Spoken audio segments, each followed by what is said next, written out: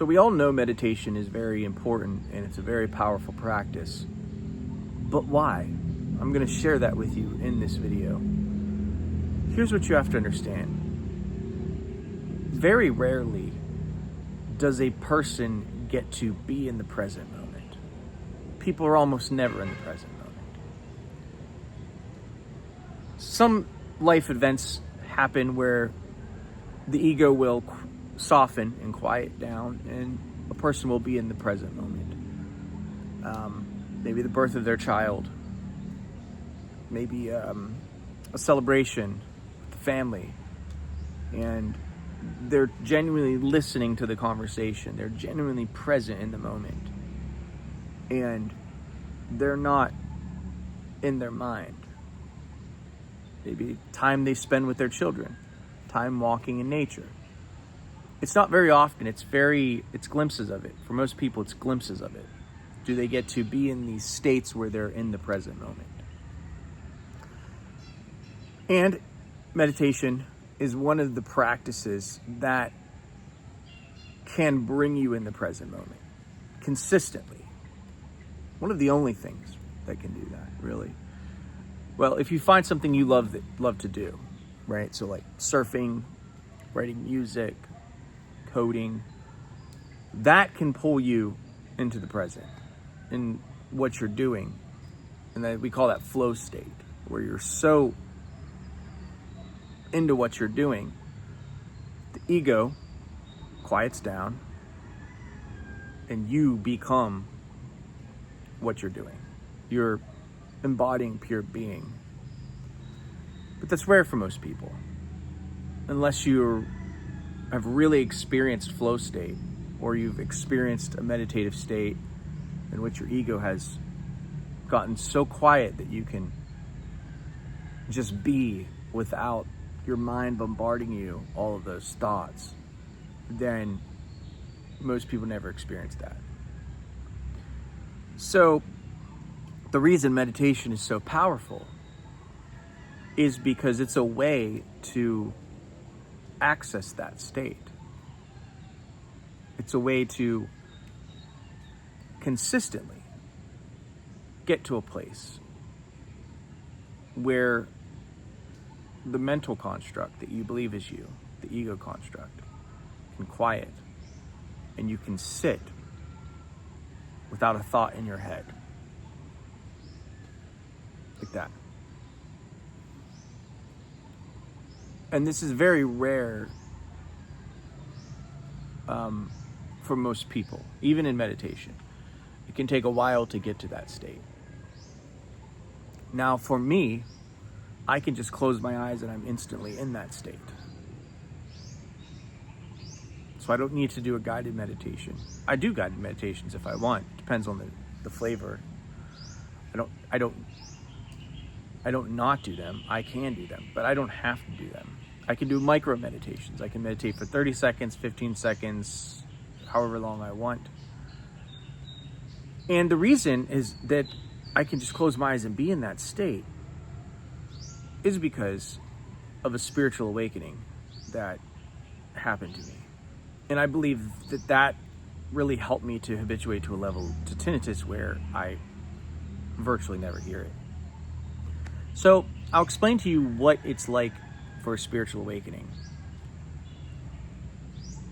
Mine was very, very terrifying and uncomfortable, and I don't recommend it unless you really are wanting to go down the path of embodying awareness. I didn't choose it. In fact, I didn't even believe it was possible. I didn't read any sort of Buddhism. I was a Christian, and I wasn't even really a good one at that. So I wasn't looking for this stuff. But it found me. Awakening did. I never really fit in with things in the world, like systems. I always told my friends, I don't feel like a good American. I hate managing all the complexity of modern living. And I just wanted to go live in a jungle, which I am now. So I have achieved my dream. So my dream was very simple. I just wanted to be free, and I wanted to live in a jungle. And I just wanted to have time to make videos and just sit in my hammock and chill. So I'm living my dream. This was my dream, and I'm living it. And it's amazing. But, you know, it was like going after that dream helped me awaken, because what ended up happening was I had to let go of a lot of things that I held on to. Identities, material possessions, friends, pretty much my entire identity, my old identity, I had to let go of in order to embrace this new lifestyle. So when I started letting go of those things that I was very addicted to, like parts of my identity, like I'm like, oh, I'm going to have to leave this friend group, and I'm not going to live in this house anymore, and I'm not going to be an American, and I'm, you know, not going to have this job anymore, and my scenery is going to change, and I'm not going to be looking at American streets anymore. And when I started really like stripping away everything, what ended up happening was that the result of that for me was I started having a spiritual awakening. Because when you start to strip away all the false identities, all the fake stuff, what's left is the thing that's real. And that's why this lifestyle is very terrifying for people, because they think, who am I without my job? Who am I without, if I couldn't chase this degree, if I couldn't chase that, and what you realize is that who you think you are was never really you. I mean, you could say you were an American, like I was born in America, but that was just a label that they gave me. America gave me a social security number. I didn't choose that. So you realize that you that you think you are is just a bunch of labels that society, pastors, teachers, people put on you. And then when you realize like you're none of those labels, the real you is awareness that's witnessing everything, that's not judging everything, not labeling everything. You can begin to access that. And that's peace. It's peace. Your baseline my baseline went from anxiety, the background hum of anxiety, to the background stillness of peace. And it was when my ego dissolved after I began to sell everything and let go of everything. And this came after years of anxiety and childhood trauma and a lot of trauma, led me to renouncing all my stuff and getting rid of it and going and living the life that I really wanted to live. And the result of chasing what I really wanted, what my soul was always crying for, is that the false died, the false sense of self died, and the new self was reborn.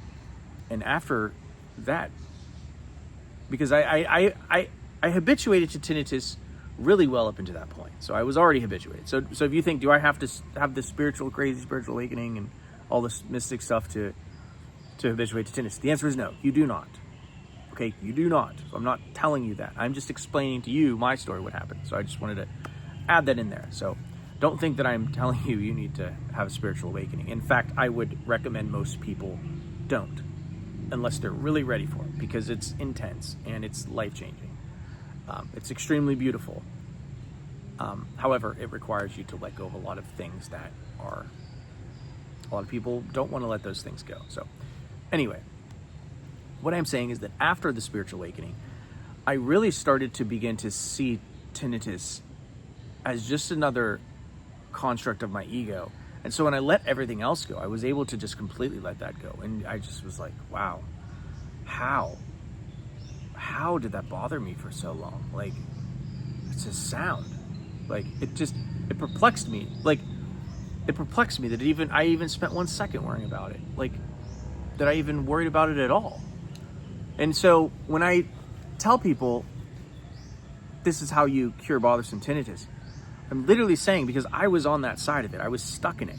It was like it's like you're stuck in the bothersome tinnitus, right? So it's like you can't see beyond it. But then once I was able to get out of my thought loops, and it's like I'm observing my thoughts as a movie now. It's like I'm looking down at them and I see them playing out, and I can choose to believe them or not believe them.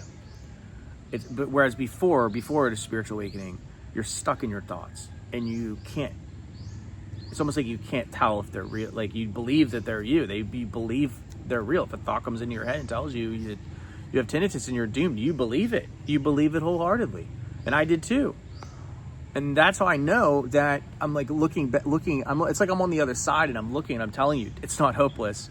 It's really not. This is the way out. And it's practicing observing your thoughts, observing your experience without getting caught up in it. And if you do that over and over and over and over and over again, you retrain your nervous system and you can come out of it. It's not hopeless. It's completely fixable. And it really, to be honest with you, it can be the catalyst to a beautiful life. You know, maybe you will come out of this and say, you know, maybe I want to go chase what my soul really desires.